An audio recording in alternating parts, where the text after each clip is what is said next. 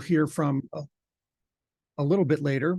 Some things to keep in mind. We've got the housekeeping screen up there.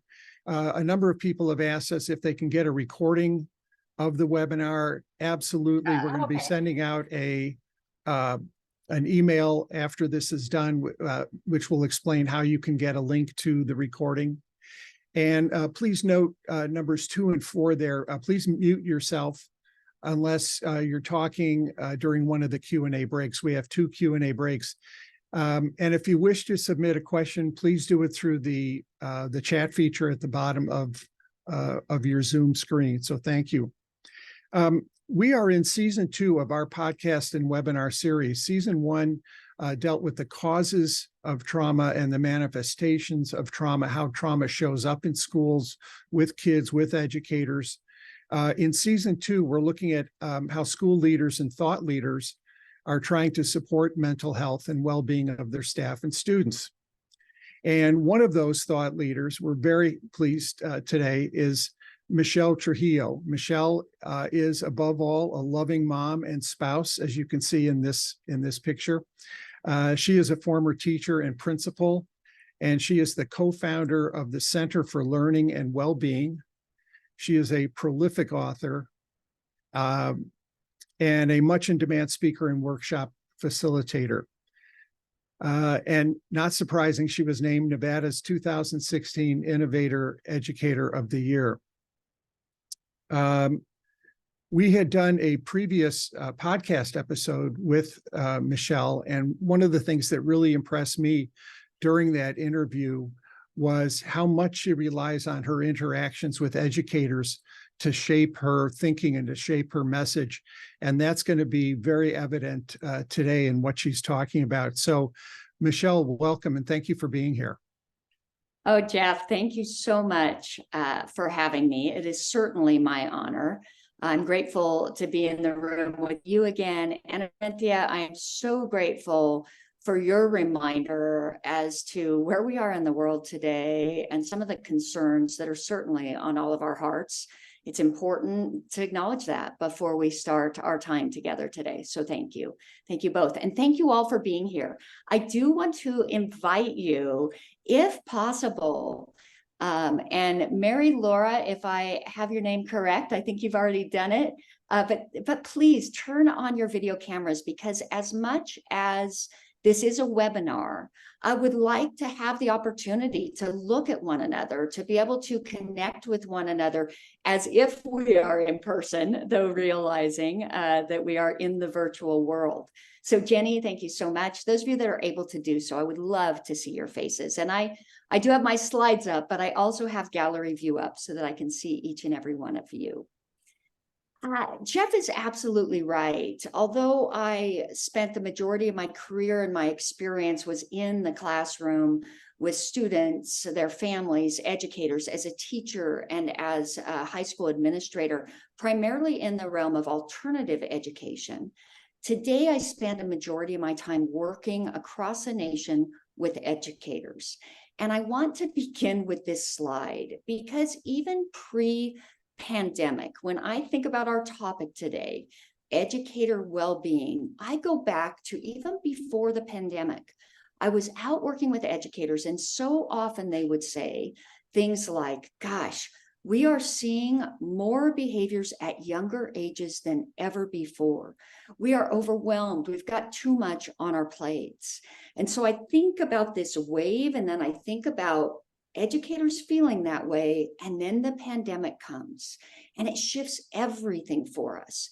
And the challenges connected with that, the isolation, the trauma that we as educators, as well as our students and their families experienced, they were overwhelming. And so many of us, we really wanted to ride out this wave as if, gosh, we've got this under control.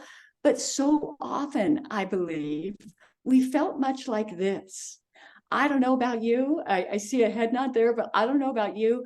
But when I talk to educators, they're like, man, I was tumbling in that wave, and I still am. In fact, today we know educators are still feeling stuck. And I also often go back to this reality. When we think about where educators are today, and I do want to define educators. When I talk about educators, I'm not just talking about teachers. I'm talking about teachers, administrators, counselors, school social workers, bus drivers, librarians, people that are working on our school, in our schoolyards and in our school cafeterias, in our front offices. Any human, any adult who strives to meet the needs of our students and our families, we are educators. And we think about the reality today. Many educators still are feeling overwhelmed, frustrated, exhausted, and ultimately burnt out. In fact, back in August of 2021, in the midst of the pandemic, the National Education Association did a survey of educators. And what they asked was, where are you with your vocational resilience? And educators, 37% of them said they were planning on leaving their vocations sooner than originally planned because of the pandemic. Not 6 months later, in January of 2022, that number rose from 37% up to 55%. Now, I want you to think about your realm of influence today. Is that number the same? Is it higher? What are you seeing? I'm wondering. Would anybody like to unmute and share? Can you speak for the educators in your realm of influence? What are you seeing? Or what question? Michelle, this is Jeff again. I can definitely start. I have a niece who is a fourth grade elementary teacher, and she would respond very much with head nods positively with what you just shared. And she's been quite frank in what she and her colleagues are feeling and how it's been a challenge to, especially with the kids who were not used to being together again, but definitely in her school, they're definitely experiencing that. Jenny? Jenny from Astoria, Oregon. I agree with the things that were stated. I also, though, in my system anyway, and with colleagues who I've talked to, we're seeing that teachers and paraprofessionals are ready to meet the needs of students. And we now know more about brain science and learning. So the right ways to do that, but that our system doesn't support those things. So then we have an inner conflict with, I'm doing the right thing, but this is overwhelming and I'm hitting capacity because the system isn't helping to support the right thing. Yes. And Jenny, on that note, I want to say, it's important to acknowledge we have educators that are resilient and wanting to be here. If there's 55% that have left or considered leaving, that means 45% are still here. That's amazing. And you're right, they're at their capacity because there are a lot of different reasons. But in addition to what you shared, because of the lack of substitute teachers and other people coming in, we're being asked to step into using our prep time to cover for our colleagues. We're being asked to meet the needs of some students or their families when we perhaps don't have the tools. So I thank you for sharing that. Any other thoughts? This is Arinthia, and the numbers are even higher in early childhood education. Yes. And can you tell us a little bit more about that, Arinthia? What the root cause here is? So with the pandemic, unlike traditional school, like school age, kindergarten through 12th grade, many of the family child care centers and Head Starts and early Head Starts remained open during the pandemic. So that further compounded that issue. And with early childhood being birth to third grade, the study that I was reading through said that the numbers are higher, but they're even higher with the infant population, which is the most vulnerable population of students. So it's staggering. Yes. And sobering. Yes. I think this is Mary Laura from North Carolina. I just stepped out of the principalship because I had been a principal for 10 years and an assistant principal 7 years before that. Just a lot of disciplinary things that kind of sucked a lot of my energy. And I really wanted to do something positive, with my energy.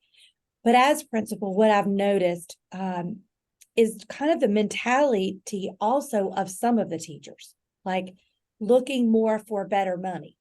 Maybe I still want to be a teacher, but I don't have any problem leaving a group of students in March to go to the next district over to get bonuses.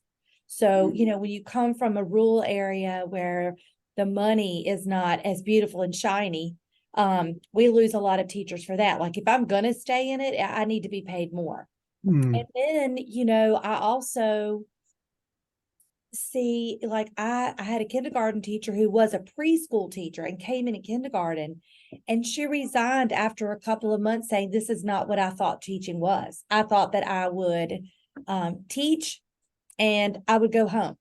And I didn't realize all the phone calls to parents and every night talking with parents and all of the extra work and learning. And so the expectations of teachers now is very high. The things that they have to do, not just during the 7:30 to 3:30, but all the other stuff that I get concerned about them. And then when their behaviors that are startling, with the 4-year-old stabbing, another child with a pencil, that's kind of startling too, I think, to some of our educators. So there's a big mix of things.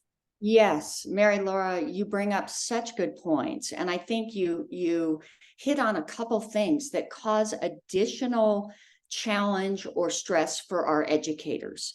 Social immaturity of students. We're seeing a 2 to plus year delay in that social immaturity because of isolation, as well as because of the opportunity for kids in their isolation to spend more time on their devices. That limited the normal social interaction that many of our kids dealt with. So when we're looking at behaviors, that causes more stress in the classroom for our teachers, for our paraprofessionals, and for our administrators. So with all this in mind, we want to meet the social, emotional, and academic needs of our students. However, it's important that we start with the adults, because if our cups are full, how do we meet their needs? And that's really what our time together is about today. And the big question might be, is self-care? We've heard so much about adult self-care. Is that the answer? And I want to tell you, the work I do today is really grounded in the voice of educators, and what I've heard from them over the last several years is the answer is no, not so quick. It's not about self-care. In fact, when we as administrators say to our teachers or our paraprofessionals or our administrative assistants, hey, you've got to take care of yourself, oftentimes that causes an adverse reaction. Oftentimes what educators will say is, when would you like me to do that? I don't have time to take care of myself, right? Does that resonate? Give me a thumbs up or a head nod if you're hearing that too. Yes. And so really in my work with educators across the nation, I started asking questions. What would help? And here's what I found. Really, in order to help our educators to nourish their well-being, we needed to begin not with self-care, which felt like more that was added to their plates, but instead with behaviors that are inherent to our daily routines anyway. I asked educators, what are the things that you already do that you feel are important and are vital to education? And what are the ways of being within those behaviors that you could lift up as strengths, or that you could identify as, gosh, I really need support here? And through that, I created a framework for educator well-being. And that's what I want to share with you today. And I want you to know that often when I'm working with educators, I say this, it's not about what we do. It is about how we be. And so often educators will look at me and say, hey, you know that your grammar's off, right? How we be, that's not right. And Jenny, I see you smiling because it's true. My grammar is off, but intentionally so. I want us truly to focus on our very way of being. How do we be in the way in which we interact with ourselves, in our own lives, and with the people with whom we come into contact every day? How do we be? And so that's what this framework is built on. The ability to be reflective, to be intentional, to be empathetic, to be connected, to be accountable, and to be equitable. And a quick question for you. I'd just like you to share in the group chat, if you don't mind. What do you notice about this wheel? If you could, in one or a few words, just write, what do you notice about this wheel?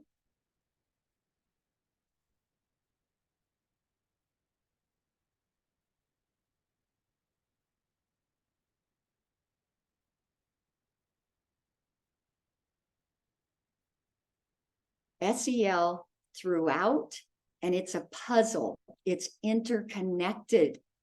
They're all pieces of a complete circle, much like, excuse me, SEL or SEL competencies. Each of these ways of being are interconnected. And I did align them with SEL competencies because so many of us, in trying to support the needs of our students, are incorporating social emotional learning competencies within our schools.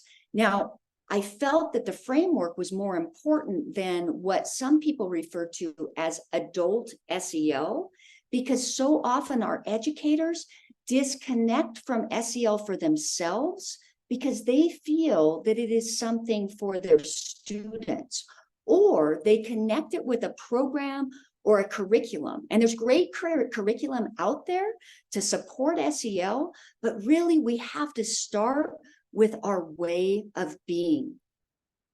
Our way of being. And each of these pieces of the puzzle are inherent to our daily routines anyway. So I'd like to take a moment just the tip of the iceberg to touch on each of these ways of being. First, to be reflective. How does that nourish our own well-being? Well, Simon Sinek said this. He said, we can know what we are doing. We can even know how to do it. But until we know our why, it tends to lack meaning and purpose. And so being reflective nourishes our well-being because it revitalizes our vocational meaning and purpose. So sometimes when all of these challenges occur, when we go to work every day, we've got to really think back to, reflect on, why did I choose this vocation in the first place? And then let that ground us. Let that ground us to who we are as educators. Furthermore, being reflective allows us to look at ourselves and behaviors within each way of being. And when we look at ourselves, when we reflect, we can identify strengths, and we can also identify or recognize areas where we need to ask for help. And at the end today, I'll share a tool with you for that. The second way of being is to be intentional. And this is such a big one that we'll come back to this at the end, but really being intentional with the little things are what really will nourish our well-being. I included this photo because something as simple as smiling from our hearts makes a difference. It makes a difference. Science tells us that when we are intentional by smiling, by greeting people by name, by looking at people in their eyes when it's appropriate, and sometimes it isn't, we need to honor that. But when it's appropriate to make eye contact, when we do these things, we actually create a release of dopamine, serotonin, and even oxytocin. If we, slap a high five or shake someone's hand, these are all chemicals that actually help us to be more focused, more able to concentrate. And according to researcher Sean Aker, they are chemicals that help us to be happier. to experience more real, authentic positivity. So being intentional will nourish our well-being. The third way of being is to be empathetic. And I want you to think about this. When we authentically seek to understand the lives of others, we actually nourish our own well-being because it creates in us an open mind and an open heart. I also want you to remember that sometimes we're really hard on ourselves. I was teaching a class the other day. We were talking about empathy, and one of the teachers there said, you know what? I'm not very empathetic to myself. I'm really hard on myself. I've got to ask myself often, do I treat myself as I would treat my best friend or my colleague or my own children or my students? So when we are empathetic to ourselves, we also nourish our well-being. And the last thing I put here on this slide, a listen photo visual. We've got to remember being empathetic is about listening first, seeking to understand ourselves and others. We've got to listen. And to be able to listen, we also need to be still. And I associate being still with being connected. And this is why. I'm standing in front of you right now. I'm at a computer, so I can't move. But if you saw me on a stage, or if I was walking through your school, you would know, you'd feel it right away. My energy goes, and I think Jeff could agree with this. It goes at about 120 miles an hour. I don't stop ever. And I put this picture with this slide because my way of being is so fast all the time. This is a picture of my husband. This is how he be most of the time, okay? He's sitting on the boat, relaxed right here. But often he's on the couch or he's in his chair at the office. His way of being is very focused, very mellow. And one day, and I want to share this in relationship to being connected, because I think you'll all identify with it. One day I'm doing my thing at home. I'm walking back and forth. I can't even remember what I was thinking about or what I was doing. He was sitting much like this, but on the couch. And he looked over his shoulder and he said, hey, babe, you got to close your tabs. And I was like, what? What are you talking about? I immediately got defensive. But what he said, it really, really enlightened me. He said, wait a minute. Here's what I see sometimes when I look at you. He said, you're like a computer with 20 tabs open, and you're bebopping from one to the next without ever shutting anything down. And for me, when he said that, it was like an epiphany. I prided myself on being connected with my students, my staff members, the families of our school community. Yet so often I was going from point A to point B. A kid would say, T, I've got a question. And I'd say, walk with me. I got an answer. I didn't wait. I didn't look at them. I didn't stop to say, I'm here. Tell me more. And that is the way we start to authentically be connected. When we do that, we nourish ourselves and those with whom we interact. The next way of being that nourishes our well-being is to be accountable. And this does not seem like a natural fit in a framework for well-being. In fact, I've been asked about it by Jeff and Chris at one point on a podcast. They said, why be accountable? And I think this photo is a really good example of one of the reasons why. All of us are human. We are human, and in our humanity, sometimes we say something or do something that hurts the feelings of another or that causes an offense, even if it's unintended. And if we don't do something to own that, to make it right, we carry around the burden of feeling guilty about that. So accountability nourishes our well-being when we own our stuff, when we seek sincere forgiveness, and then when we give ourselves grace for saying or doing whatever we did in the first place, and we pursue intentional action to make it right. I often remind educators that we are to lead with love, to step out in love. We are all leaders of our own lives, and loving ourselves through our mess ups, and we all have them, is a way we can be accountable and nourish our well-being. And then the final way of being that nourishes our well-being is when we be equitable. Now, in education, we've talked for a long time about the importance of equity, but we realized, I think, during the pandemic, we didn't walk the walk very well. And most people will say, oh gosh, but I am equitable. I never judge. And I want you to know and remember what I just said before. We are all human. And in our humanity, we all judge. So I want you to think about this. I love this picture.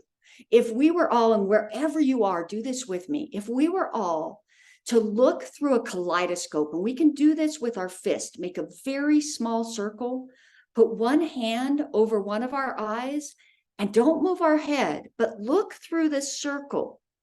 Look through the circle of your fist as if it's a kaleidoscope with your other eye. Notice what you see. And then slowly uncurl your hands, if you will, and pull both hands away. As humans, our experience, what we live every day, is right here. This is what we base often our thinking about the world on, and it's very small. And so when we think we're being equitable, if our sense of equity is based on this, then we do not know what we do not know. And when that happens, it actually fosters unintentionally assumptions and judgments that can lead to negativity. And we don't even know it. That's why implicit bias has the word implicit. We don't intend to be biased. We don't intend to judge, but inadvertently we do. And so we nourish our own well-being when we actively pursue ways to be equitable, ways to look at our own implicit and explicit biases. All of these together nourish our well-being. And so when I talk about this with educators, I really talk about the idea of finding our own strengths within these ways of being, and also really looking at, where do I need to grow? In order to do that, I want to pause for a minute and be intentional. I just gave you a lot of information. Let's start with just one little thing. Let's take an intentional breath. And let's do so. If you'll do this with me, just put your hand on your heart. Think about what you notice. Feel your heart rate. And then I want to ask you to take a breath in through your nose. Hold it. And exhale through your mouth. And notice your heart rate again. If you felt at all my enthusiasm as I shared this framework with you, your heart rate was probably a little higher as you started that breath. I told you I go 120 miles an hour. Taking time to take a yoga class would be a challenge for me, but reminding myself to breathe intentionally, that's a little thing. And so if we were to bring it all together, and I was to share with you what really connects this wheel, it really comes down to that intentionality of being. One of the heroes in our family is John Wooden. This is a picture of him here, UCLA coach, an amazing human being.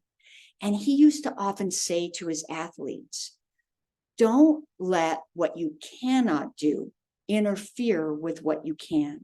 So often in education, we get worked up about things that are completely out of our control.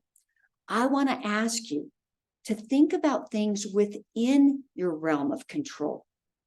Stepping into class or into school and recognizing, noticing how you're feeling, and asking your students maybe to take a deep breath with you, letting them know, I had a rough morning. Don't tell them the details. They don't need all that. But you can show your humanity by saying, whew, it was a long one this morning. I need to take a breath. Would you take one with me? And then we model nourishing our well-being. Other things like attitude, gratitude, kindness, connection. These are all things that are within our realm of control. Active, intentional pursuit of these qualities. I also added their belief in ourselves and in others. This nourishes our well-being and supports the needs of our students. In fact, in John Hattie's visible learning work, the number one leading influence over the years, the thing that has risen to the top, the leading influence on academic achievement, it comes down to something called collective efficacy. Collective efficacy is our belief as a group of adults. So think about your school building. Our belief in our students' ability to learn and our belief in ourselves that we can make an impact on their learning as a group. That is something intentional that we can do, right? That we can be believers. We can take care of ourselves nutritionally. We can exercise and we can actively seek joy. In fact, the pursuit of joy, I heard on a podcast once, the host say, joy is an act of resistance. And it stopped me when I heard that. I thought, man, joy is something positive. Resistance seems negative. How do they go together? And then I thought about this. Joy resists these challenges, this overwhelm, this uncertainty. When we actively pursue joy, it makes a difference and it nourishes our well-being. Finally, when we take time to intentionally reflect, it helps us to identify these things that I've talked about, these behaviors that we either have strengths in or that we find challenging, that we actually maybe need to ask for help. Educators don't do that well. And so I wanted to share this with you because this is a free resource that I think Jeff and Arinthia will make available to you. It's a baseline social emotional check-in where it's just a self-reflection of various behaviors connected to each way of being. We see the things that are very natural, perhaps as strengths that we can contribute to our school community, and things that are very challenging as ways in which we may need some support. Helps us to identify. So with that said, I just gave you a lot of information. I'd like to ask you to consider all 6 ways of being. What resonates most with you or for you as an area of importance or one on which you would like to focus?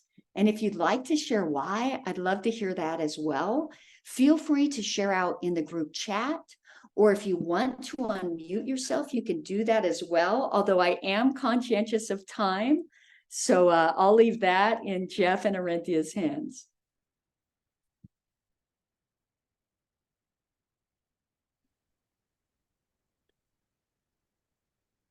Any thoughts?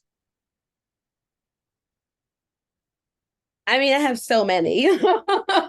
This was really excellent. I think for me, what stuck out the most was who we be, right? Teacher, teaching, it's not what I do, it's who I be. And so if I come at it from that lens, I think alleviates a lot of the angst and anxiety that comes with all the challenges that we face in education. And so that really resonated with me.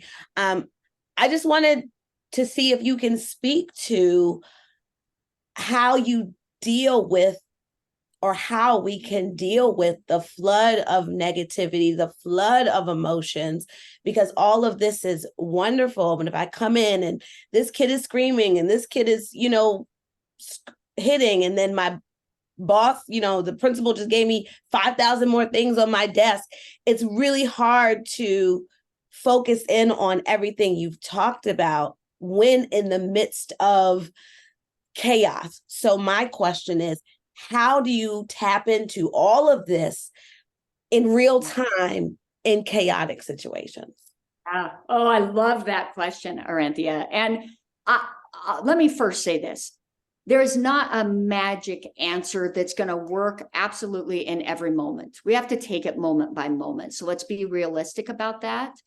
And what you just described, much like if you were to look at a middle school, the chaos that happens in the hallway, sometimes that's happening in our own life.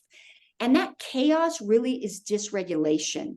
In the teenage mind, it may look different than in our minds, but when we are dysregulated, when we are feeling angst, we need to disrupt that.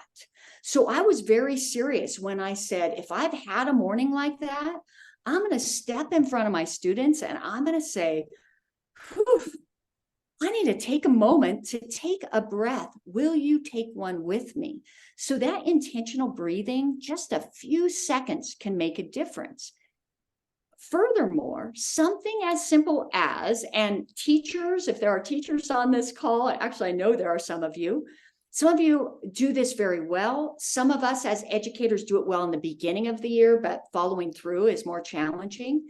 If we do something as intentional as greeting our students first thing at the door, if we have various periods, or first thing in the morning, by using their names, by making a positive comment, by shaking their hands or doing a fist bump or a high five, that disrupts that dysregulation.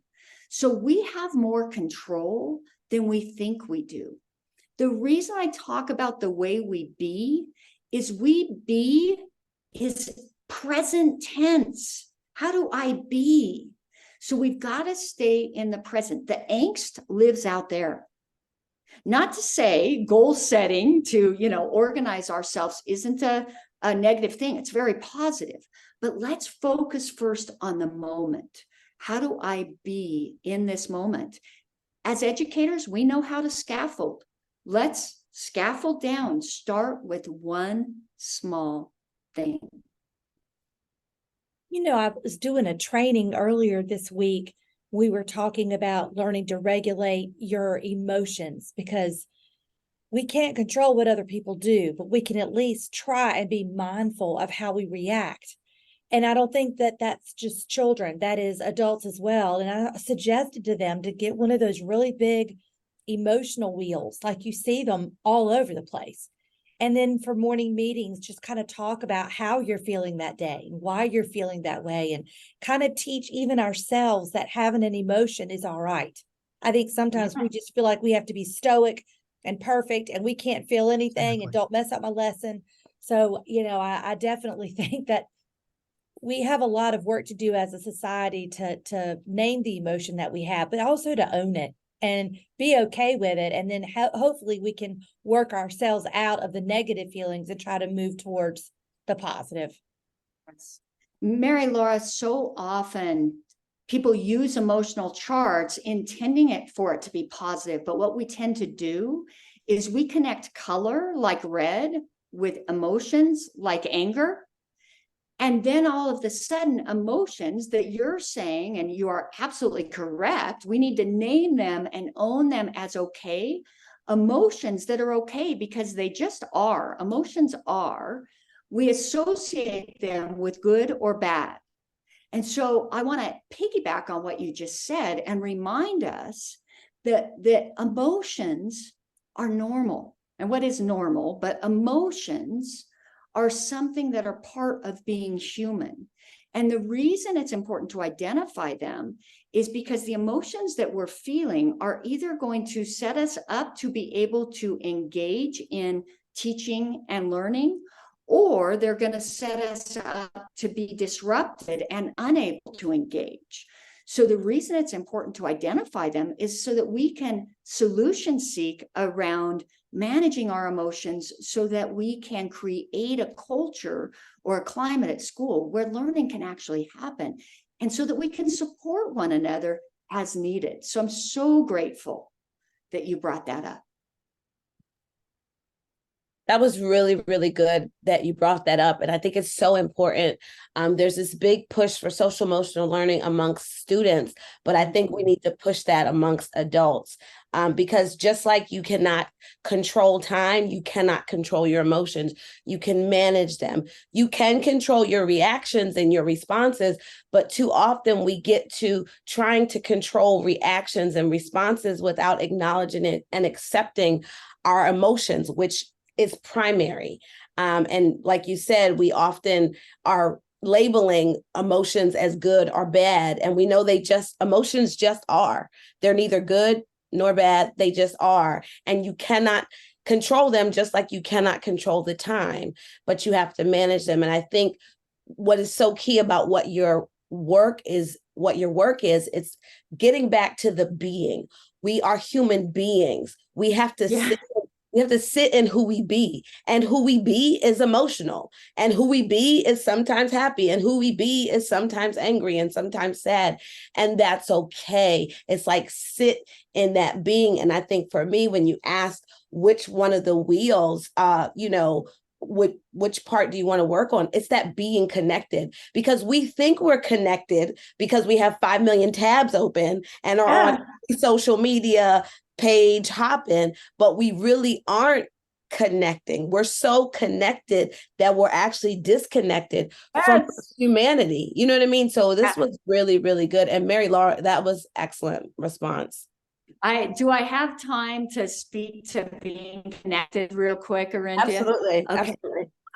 I want to ask us all to think about this simple question that we all ask often. We're walking down the hall at school, let's just say. You pass somebody in the hall and you say, "Hi, how are you?" And you keep walking. We all do that. We pass each other, we ask, "How are you?" and we keep walking. Maybe we're on our phone. Maybe we're answering a text or an email as we ask it, as we walk by. We've got to stop. If we're going to ask that question, because it is a question, if we don't have time, let's make a positive comment, but not ask the question. If we're going to ask the question, how we need to be in the moment is still. We need to stop. Look the person in the eye if it's appropriate. Ask, "How are you?" and listen for the answer. That's how we authentically connect. When we are on our computer and we're working and someone comes up with a question and we say, "Oh, don't worry, I can manage doing 2 things at once," we're not nourishing our well-being or the person with whom we're interacting. We've got to stop. Doesn't matter how well we're able to multitask. If we're going to nourish our well-being and that of others, we need to be present. So you're right, Arinthia. So often these things that are supposed to keep us connected, they disconnect us. We've got to be intentional about it. I will challenge you all. This was a challenge from my husband. On my phone, I set it up for silent from before 7 a.m. in the morning and after 7 p.m. at night. That's family time. We can set those boundaries for ourselves. That's part of being accountable, right? Michelle, I got to jump in here because you've used a word a couple of times that really rings true from my experience, and that is stop. Yes. I started my career as a teacher, but I eventually migrated into the corporate publishing world, where I worked as a leader making textbooks and technology for almost 40 years. And many of the situations that Arinthia described going on in the classroom, which I certainly saw in the classrooms in the schools, were the same in business. we just went 120 miles an hour all the time. And finally, after decades, the thing that allowed me to gain control of my life and my thinking was being reflective.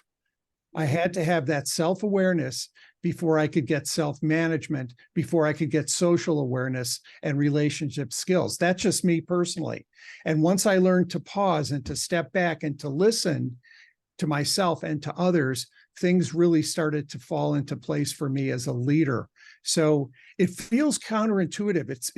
We often think that we have to have all the answers right away. And what I found was I didn't. And it actually worked much better for me. Anyway, Jeff, we're almost...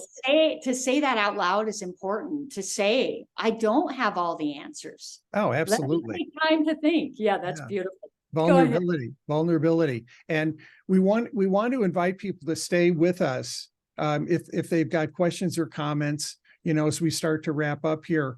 We don't want to intentionally shut this down because you're probably thinking like we are here. So go ahead, Michelle.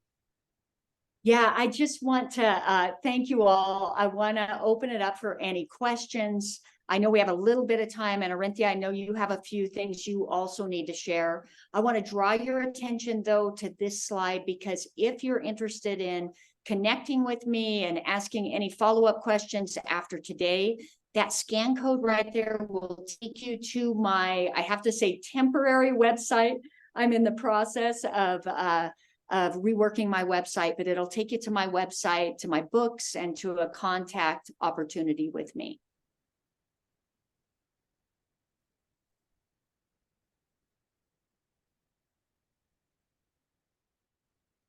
If there aren't any questions, we'll pause just for half a second for any other questions, and then Arinthia, I'll turn it over to you. Does anyone have any questions, any pressing questions? And again, we are going to stay on a little bit after if anybody would like to speak to Michelle further. We are going to stay on for about 10 to 15 minutes after 5 o'clock, but we do want to be mindful of your time. Just to turn your attention to the Compassionate School Leadership Academy. So what we're doing at CSLA is we are addressing the equity and diversity and the mental health needs of students. So the Center for Educational Improvement and Yale University are collaborating on this project. And so right now we're in phase 2 of the project. And what we are seeking now, and you can go to this website to learn all about the project, but I'm going to truncate it a little bit. We're seeking individuals to participate in phase 2. So phase 2 of the project, what it involves is you being able to take our SK assessment, which is this fabulous assessment uniquely designed for schools to guide teams and educators and whole school communities through compassionate transformational change. And that is what we need. Compassionate transformational change. And this cutting edge social emotional learning tool, it will help you vision, plan, and also progress monitor towards implementing compassion. And so what it is doing is actually guiding you through the process, because what we're hearing is a lot of educators saying, I don't know how to do this. I don't know how to make change. I don't know how to make sure that we are compassionate. We're trauma informed in our classroom practices. So if you go to this website, it's a national project. We have schools from all over participating, and we are looking for more. So please, please, please go to our website. We would love to have you and your school be a part of the project. And there are monetary incentives for larger groups of educators that would like to participate. So that's all about the CSLA. And we would love, love, love to have you join us, because it's a fabulous project. So a couple logistics before we close out. This webinar was recorded, so you will get the recording. And Michelle, if you can go back to your tool so everyone can see it. This is a fabulous tool that Michelle has created. I'm actually Michelle going to be using this tool this week. I have Fantastic. I have to speak to 250 educators on Friday, and I was like, they need this. So you will be getting this as well as a resource for you, just to gauge your social emotional well-being and check in. We appreciate everyone for joining us today, and be well, not do well, be well. Be well. And that, and I think that's why a lot of educators are saying self-care is not the answer, because self-care is another thing that educators feel like they have to do. And what is so key about your work is it's not one more thing. It's who you be. It's who you already be. And if we can sit in our being through every element that you've created, it will boost our social emotional well-being, and we will be able to pour out from those cups because they won't be empty. So thank you so much. Jeff, did you have any final words? Michelle, any final words? I'm reading some of the comments. They're really good. Thank you. Thank you all for taking time to be here. I realize it takes a lot to find time to step away from your busy lives and vocations to be here today. So I just am so grateful, and always grateful to Hannah and Jeff, Arinthia. The work you do is so valuable. And I thank you for doing the good work for our students, our families, and our educators. Thank you. Thank you all so much. I'm reading the comments too. Thank you so much. Thank you all. Definitely be on the lookout for the replay, and as well as the free resource. And please scan and go to Michelle's website and pick up these fabulous resources, and use them because they're fabulous. Thanks, Arinthia. And please feel free to reach out to me. I would love to come to your schools, your districts, your entities, to work with you. Connection is key in my world, and I'm so grateful to have the opportunity to be able to do that. So feel free to reach out. Thanks, everyone. Thank you. Bye-bye. Thank you, everybody.